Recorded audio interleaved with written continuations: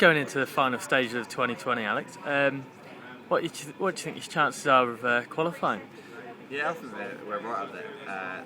The best thing is a lot of people have criticised the 16 matches that we can play in the 2020 being too long. But I think the best thing about it is that it's quite a close table. And, you're right until the end. And we've got a big game this Friday playing against Yorkshire at home with the Lights. I think if we win that, we're right up there. There's probably two teams at the top that are walking away with it, but the next two spots are going to be wide open. So we've just got to win as many games as we can, and I think we've got a real chance.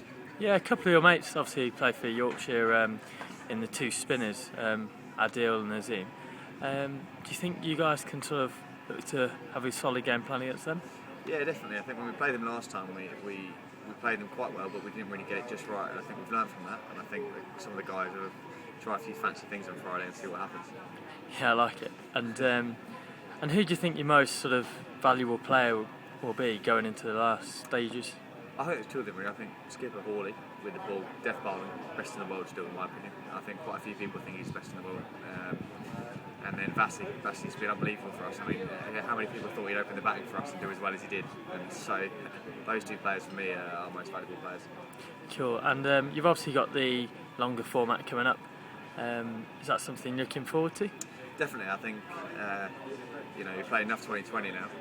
It'd be quite nice to go back to a bit more chilled style of cricket.